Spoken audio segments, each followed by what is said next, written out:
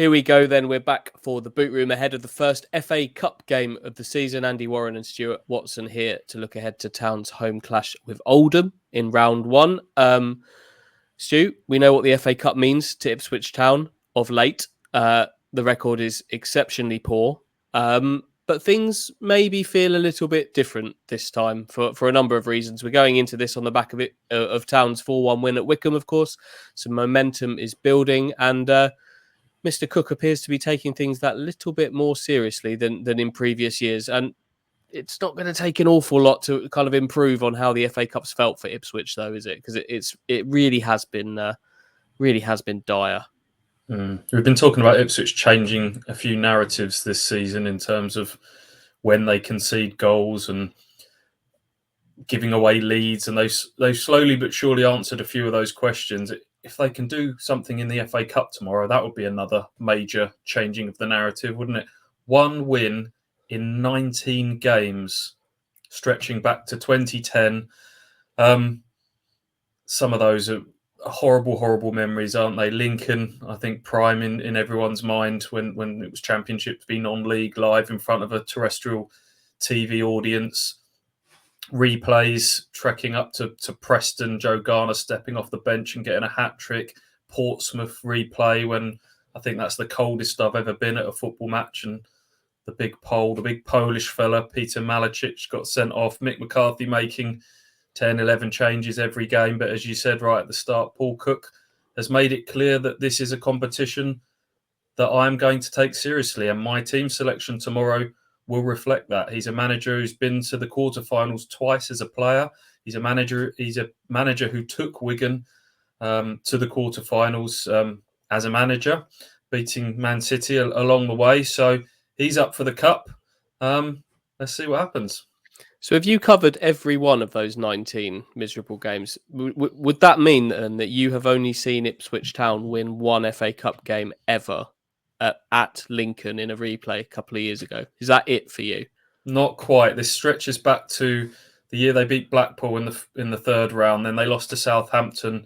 The next year they exited to Chelsea. I missed those two. But from a defeat at Hull onwards, I've been at all of those FA Cup games, and there's some painful memories along the way, let me tell you.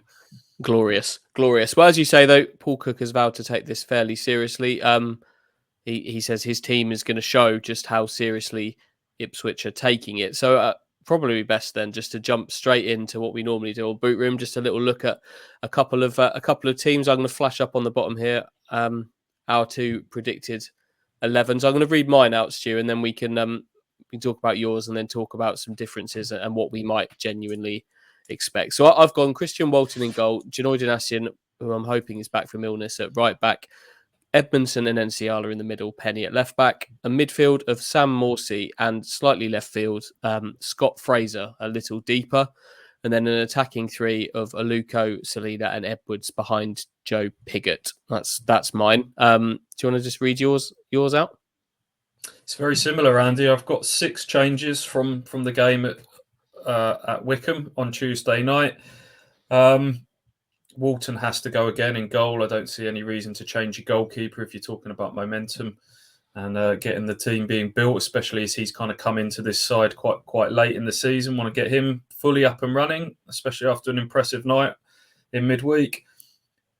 Donasian, I've got a right back as well. Kane Vincent-Young, was great to see him back. That was a real confidence-boosting performance from him at Adams Park, but he's missed a lot of football. He's had a lot of injury setbacks. I think you probably need to keep him in cotton wool and maybe hold him back for the Papa John's Trophy game at Colchester on Tuesday. I've got Edmondson at centre-half. I've gone with Burgess as a partner for him just because I thought he came on and did really well at left-back in midweek, and I think he might get given some game time. Penny has to play at left-back, obviously, because Coulson went off injured in midweek. Same midfield too, Morsey and Evans I've gone for, although I don't dislike the thought of Scott Fraser pulling a few strings from a little bit deeper. That would be interesting. Aluko, yes. Selina, yes. Especially as he's going away on international duty next week. I think you go with him again after his 2 goals. Fraser was on the bench, wasn't he, on Tuesday? Chance to reintegrate him. And I've also gone with Pigott up front. Macaulay Bond's played a lot of football, hasn't he? And won't harm for him just to dip out of this one. And you never know what's around the corner with him. We hope and we pray that he'll stay and he'll keep as hot as he has been. But as we've seen in the last few games, injuries can strike at any point. There's the potential for the Zimbabwe call-up further down the line. We hear he won't be going away this time. But I think it's prudent to get a game into Joe Pigott now and again, because you never know when you might need him. Bang on. I think of all the changes, he's probably the one that I would be most passionately fighting for in this one. Bond's played a lot of football, hasn't he? Since coming off the bench in that Morecambe game at the very, very start of the season, where he missed out on the start, he's been a first name on the team sheet in that time. Pigott, we saw him at Gillingham, didn't we? Fairly recently, and he played well that night. If you can get him firing and feeling a bit of love, feeling a bit of confidence, you've got a real viable alternative should anything happen to your leading man. You've gone with the same midfield there, Stu, Morsey and Evans, but you've made a change at centre back. Is potentially leaving Toto out? Is that just due to the lack of football that he's had since himself coming back from injury?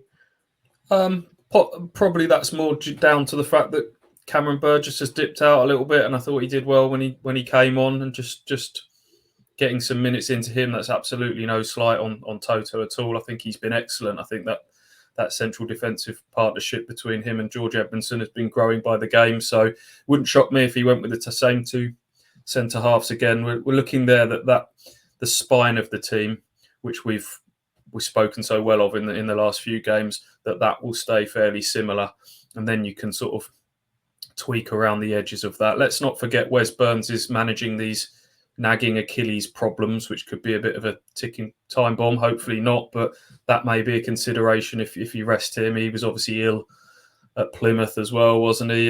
Carl Edwards missed quite a few games with what he described as a little tear in his groin. So again, might be best just to be a little bit cautious with those sort of players, given the magnitude of the league games that are on the horizon.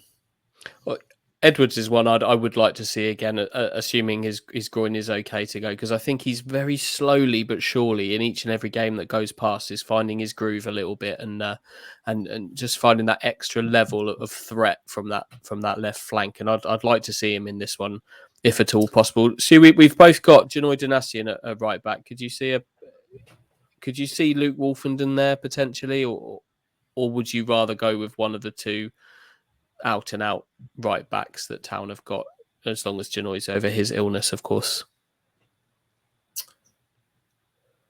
Again, I think Luke Wolfenden would be absolutely fine to play there, wouldn't he? And you can make an argument that he's one that you need to keep ready to be called upon, as he was at Plymouth recently at right back. But my preference would be to go with a proper right back for that position if possible.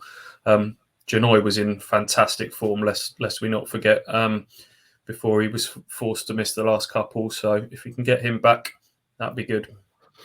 Of course, this game is quickly followed by, we're not going to jump too far ahead, but it is followed by a Papa John's Trophy game on Tuesday. So there's plenty of scope for players to get games, isn't there? Because we've not even, in this lineup, we've not even discussed Caden Jackson, Louis Barry, Rakeem Harper, Idris El Mazouni, just until now, Luke Wolfenden. There's a chance for minutes for these guys a few days down the track, isn't there? But it does Connor seem Chaplin, we haven't mentioned as well, who may well have a shout at the weekend given the form he was in.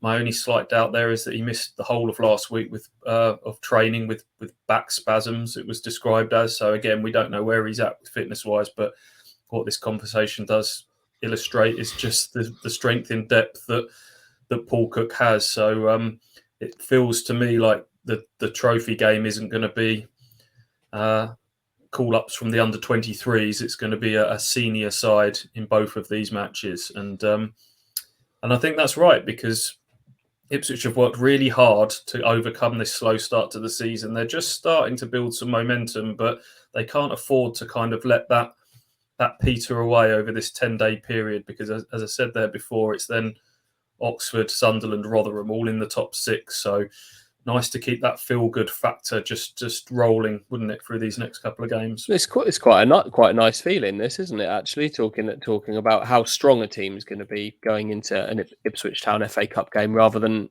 how weak it's going to be. Oldham, the visitors, we've not spoken about them so far. They're a side struggling on the pitch in League Two, 22nd, I think they are, and clearly struggling off the pitch as well. For various reasons. Kyle Edwards has done an interview this morning talking about how this is a game where the quality of Ipswich simply has to shine, and you have to limit all of Oldham's hopes. And he thinks that they're more than capable of doing that. And I'd completely agree with him. If we're talking about a strength of side like we're talking about here, this shouldn't be too much of an issue for Ipswich, should it? No, Oldham. There may be a slight danger that Oldham, it's not going well for them in the league. They're 22nd in League Two at the moment. They've got loads of injuries, but they suddenly might feel like a big day out at Portman Road is the shackles are off and they'll be lifted by a big crowd. And that's where these cup sets can happen. But I think there needs to be two elements of that. The smaller club needs to be bang up for it, and the bigger club needs to be in a moment of doubt and a moment of jitteriness, and I don't think Ipswich are at the moment. I think this could and should be a fairly routine progress for Ipswich, given where they're at the moment.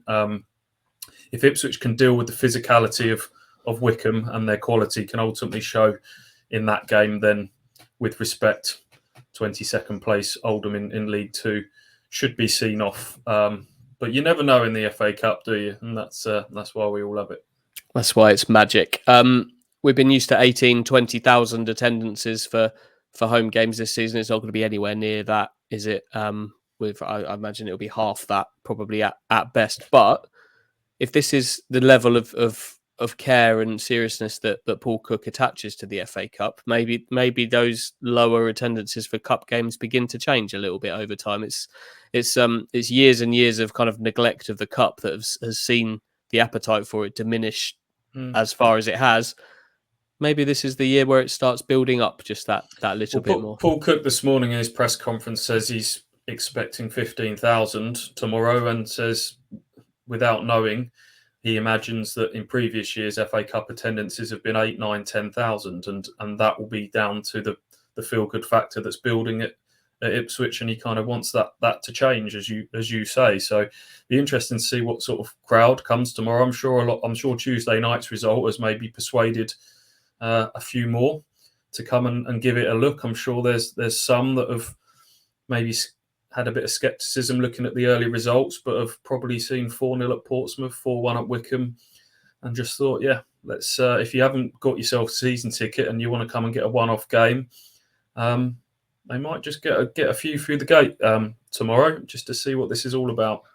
That would be lovely. Hopefully they're sent away happy as well, which is the point we're getting to in the boot room, where, Stu, I'm going to ask you for your prediction this game. For this game, you're not going to go with anything other than a victory, are you? How many? Yeah, this is the one where we don't want to come across too confident here and end up with egg on our faces, but I can't see beyond a comfortable win for Ipswich, because I just think whoever plays tomorrow is going to be bang up for performing and making sure they're in Paul Cook's mind. There's serious competition for places. 3-0. That's exactly what I've got written down on my pad. So that's the one score it's not going to be. Two 3-0s and safe passage to the second round of the FA Cup, which, just one more step to go until they're back to where they really should be starting this competition, really, in the third round. So hopefully it's as positive a day as we're all hoping for.